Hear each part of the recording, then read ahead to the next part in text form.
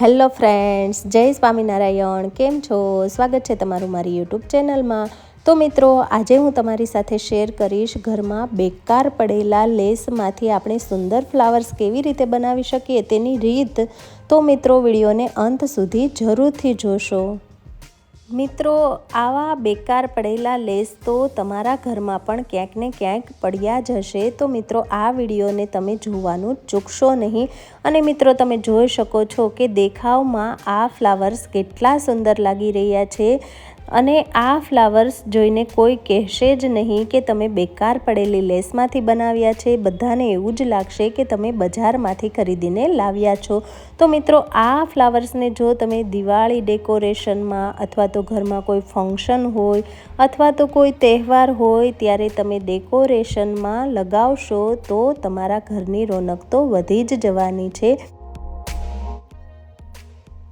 મિત્રો, આ ફ્લાવર્સને તમે દિવાળી માટે તોરણ બનાવવામાં યુઝ કરી શકો છો, વોલ હેંગિંગ બનાવવા માટે પણ યુઝ કરી શકો છો.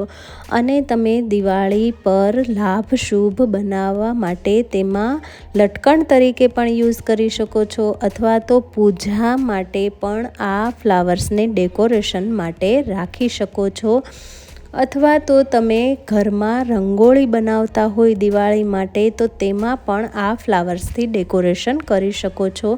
તો મિત્રો, આ ફૂલ તો એકદમ સુંદર બનીને તૈયાર થાય છે. તો તે કેવી રીતે બને છે તેની પણ રીત જોઈ લઈએ.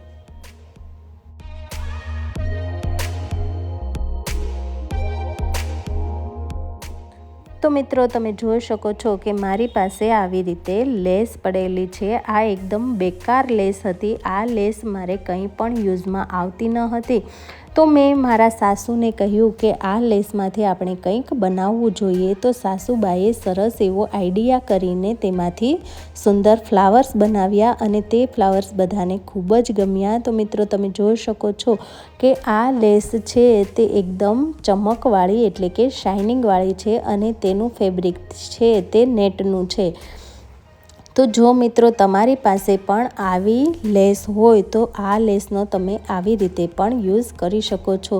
તો સાસુબાઈએ સૌથી પહેલાં તો તેમાં જે બધી આવી સિલાઈ મારેલી છે તે બધી સિલાઈને આવી રીતે હાથની મદદથી કાઢીને પહેલાં તો લેસને તૈયાર કરી લીધેલી છે. આવી રીતે બધી જ લેસને આપણે સિલાઈ તોડીને તૈયાર કરી લેવાની છે.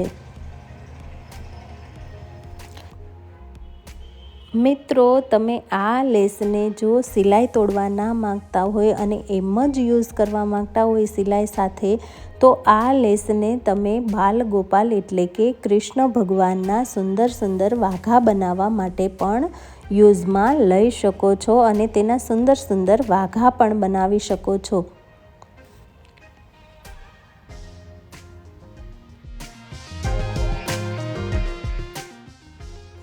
તો મિત્રો, તમે જોઈ શકો છો કે સાસુબાઈએ બધી જ લેસમાંથી આવી રીતે સિલાઈ તોડીને લેસને તૈયાર કરી લીધેલી છે. તો હવે આ લેસમાંથી આપણે 12 ઇંચની પટ્ટીઓ કટ કરવાની છે. તો તમે જોઈ શકો છો કે સાસુબાઈએ બધી જ પટ્ટીને આવી રીતે એક જ સાઈઝની કટ કરીને તૈયાર કરી લીધેલી છે. આ લગભગ આશરે આપણે જોઈએ તો 12 ઇંચની સાસુબાઈએ કટ કરેલી છે.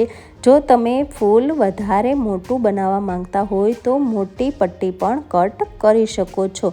તો હવે આપણે આવી રીતે એક પટ્ટી લઈ લઈશું અને તેની જે કિનારી હોય ત્યાંથી આવી રીતે આપણે થોડોક કટ લગાવી દઈશું. અને હવે આપણે સોયની મદદથી તેમાં આવી રીતે સિલાઈ કરી લઈશું. તમે જે રીતે વિડીયોમાં જોઈ શકો છો તેવી જ રીતે આપણે તેમાંથી સિલાઈ લેવાની છે.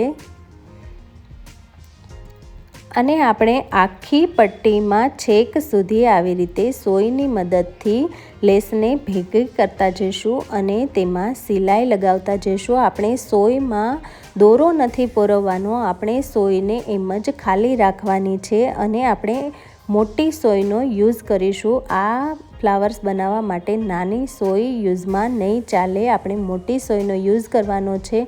અને હવે તમે જોઈ શકો છો કે સાસુબાઈએ ફ્લાવર્સને બધી પટ્ટીને આવી રીતે ગોળ ગોળ ફેરવી લીધેલી છે અને હવે જે આપણે પહેલાં કટ લગાવેલો હતો તે કટને આપણે સોયની અંદર પરોવી દેવાનો છે। તમે જે રીતે વિડીયોમાં જોઈ રહ્યા છો તેવી જ રીતે આપણે આ બધી પ્રોસેસ કરવાની છે।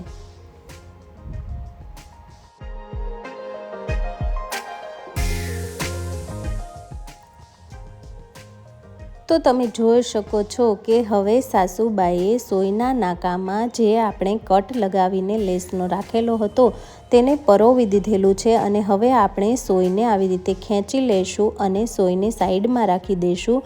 તો જે આપણે કટ લગાવેલો હતો તે આગળ આવી જશે અને હવે એ કટમાં આપણે આવી રીતે ગાંઠ વાળીને તૈયાર કરવાની છે। તો આવી રીતે તે કટની આપણે ગાંઠ લગાવી દઈશું તો ફૂલ છૂટું નહીં પડે અને સરસ એવું આપણો ફૂલનો શેપ આવી જશે। તો તમે જોઈ શકો છો કે સાસુબાઈએ 2 ગાંઠ આવી રીતે વાળી લીધેલી છે।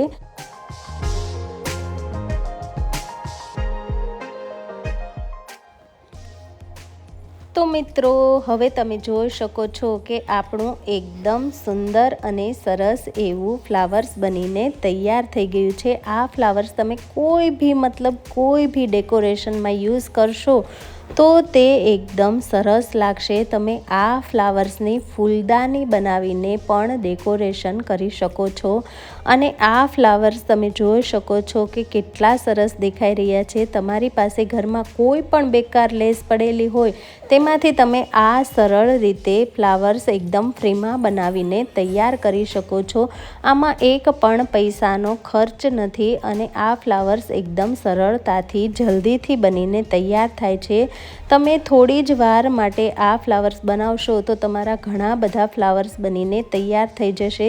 એવું જરૂરી નથી કે મારી પાસે આવી નેટની શાઇનિંગવાળી લેસ છે તો તમારી પાસે પણ એવી જ લેસ હોવી જોઈએ। તમારી પાસે કોઈ પણ પ્લેન લેસ હશે તો તેમાંથી પણ આવા જ સુંદર અને